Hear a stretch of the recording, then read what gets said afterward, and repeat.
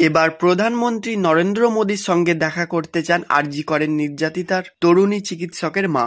মূলত প্রকৃত বিচারের দাবিতে তিনি দেখা করতে চান প্রধানমন্ত্রী নরেন্দ্র মোদীর সঙ্গে। নারী দিবসে তিনি তার ইচ্ছার কথা জানালেন। তিনি জানিয়েছেন, আমার মেয়েটা চাইতো ডাক্তার হতে, কিন্তু তার নামটাই মুছে দেওয়া হচ্ছে। অপরাধীরা আরজি করে নির্ভয়ে ঘুরে বেড়াচ্ছে, আর আমার মেয়ে ন্যায় বিচার পাচ্ছে না, তার নামটাই মুছে যাচ্ছে।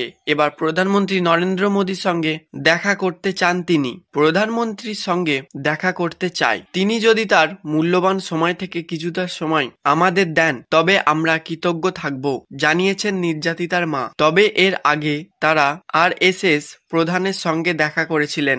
এ নিয়ে মন্ত্রী চন্দ্রিমা ভট্টাচার্য জানিয়েছেন, তিলোয়ামার মা যদি যেতে চান যাবেন। তিলোয়ামার মায়ের অধিকার আছে কারোর সঙ্গে দেখা করার। আজকের এই দিনে আমিও তাকে শ্রদ্ধা জানাবো। এর আগে কেন্দ্রীয় স্বরাষ্ট্রমন্ত্রী অমিত শাহের সঙ্গে দেখা করার ইচ্ছা প্রকাশ করেছিলেন নির্যাতিতার বাবা মা, তবে শেষ পর্যন্ত সেটা সম্ভব হয়নি সেই সময়। তবে গত বছরের নভেম্বর মাসে কেন্দ্রীয় স্বরাষ্ট্রমন্ত্রী ফোন করেছিলেন বলে খবর। এর জেরে কিছুটা হলেও স্বস্তি পেয়েছিলেন তারা। এমনকি সেই সময় অমিত শাহ তার সঙ্গে দেখা করার কথাও জানিয়েছিলেন।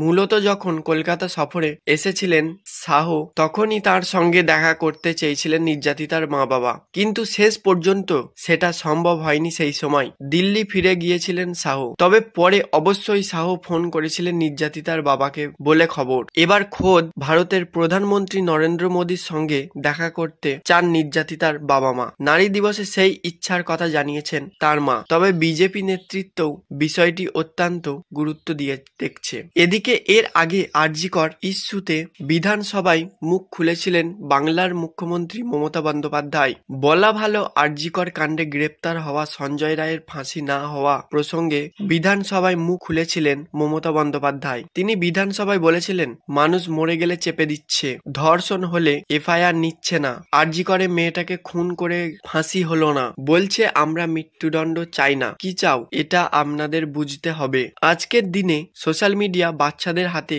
পড়ে। আগে 18 বছর বয়স না হলে বাচ্চারা কিছু দেখতে পারতো না, এখন বাচ্চারা সবটা দেখতে পায়। এত ক্রাইম বাড়ছে কেন? কারণ এটাও একটা উল্টোপাল্টা যে সমস্ত ছাড়া হয়। বোঝা উচিত এটা বাজে, এটার এফেক্ট পড়বে, সেটা কেউ ভাবে না। সে কারণে আমরা বলেছিলাম, যারা এসব কাজ করবে তাদের জন্য মৃত্যুদণ্ড।